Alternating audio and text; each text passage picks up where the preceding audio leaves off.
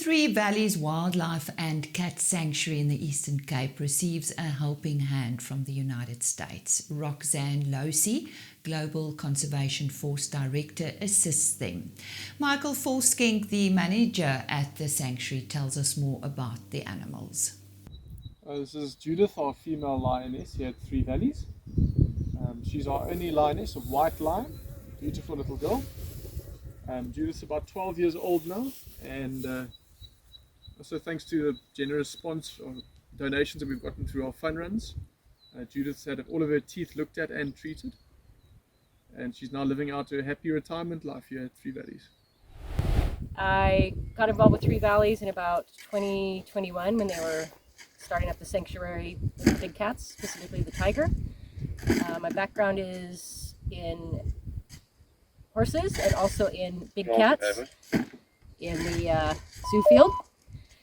And they just needed a little guidance on how to make this one of the best sanctuaries in the country, in my opinion. So that's what we're working on, bringing some of the United States over here, best practices. And that's basically my role, is to help them fulfill that. For anybody that is looking for these kind of opportunities, sometimes it's not the big name facilities or the well-known facilities that you want to be after. You'd be surprised at how many of these smaller places are around, just really begging for help, that knowledgeable help, and that we don't even know they're out there looking for us. So I was fortunate enough, it sort of found me through a mutual friend and the sanctuary vet. And it's been a real pleasure to help them grow this sanctuary up. Oh, there we go. Hello! So Ruby is our very cute Siberian tiger. She was disqualified from a rewilding program because she has got a pin in her left front leg. So no tigers that have previously been injured can take part in rewilding projects. She's definitely the happiest cat that we've got, the most playful by far. Now tigers communicate with each other with a thing that we call chuffing. So they go, oof. And you can normally get Ruby to talk back to you. Hey Ruby. Oof. There we go. So that's a nice way to talk. So Ruby was my first girlfriend, and still very cute, very flirtatious. Ruby was hand reared, and like most hand reared animals, she looks incredibly cute. But give her half a chance, she'll try and eat you through the fence. Hey, my baby. One of the things I do when I go back to the United States is I give presentations. There's a specific college I speak with now that is exotic animal training.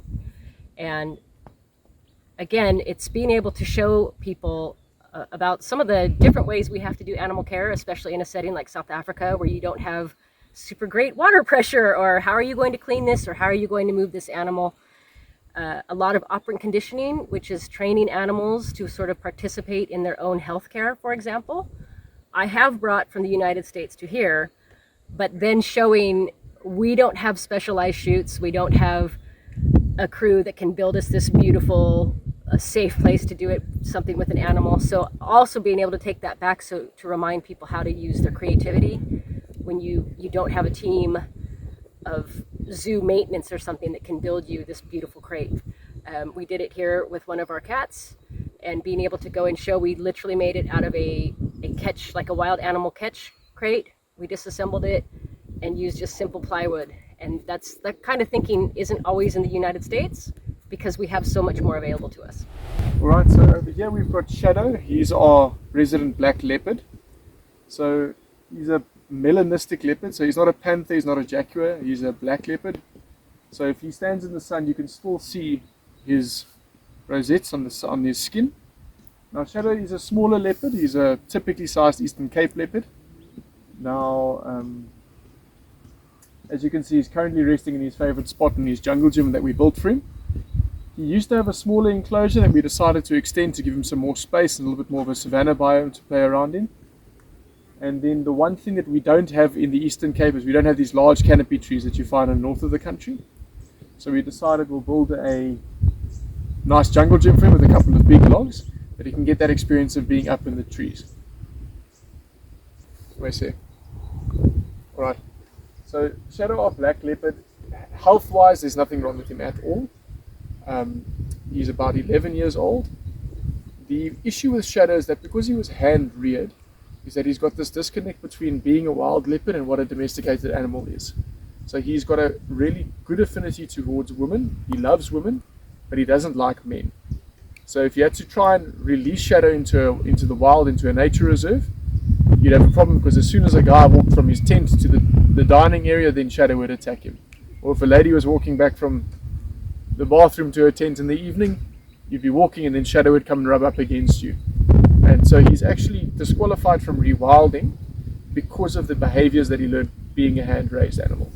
One of the things Rox has brought in at the sanctuary, which I do like to tell people about, is it's very simple, putting fire extinguishers at all of the enclosures, specifically at all of the gates that are often used, are hot gates. I mean, Rox, you can tell us more about why they're so important. Yeah, I mean, obviously you have the just in case of a fire, but the big reason we keep the fire extinguishers, especially around the big cat areas, is if you did have an event where animals are fighting in a very serious fight, not just a little brawl, or if you had an unfortunate lock error and you have a human in a very dangerous situation with a big cat, you can fire off a fire extinguisher and it will usually de-escalate or blow the animals away. You don't have a big, that's not the end of the story, you know, you have to move quickly, but it buys you some time because it confuses the cats, it scares them off, and it just might save somebody's life or a cat's life. We often use it in the zoo field when we're doing, you know, captive management and breeding, because that can turn badly very quickly.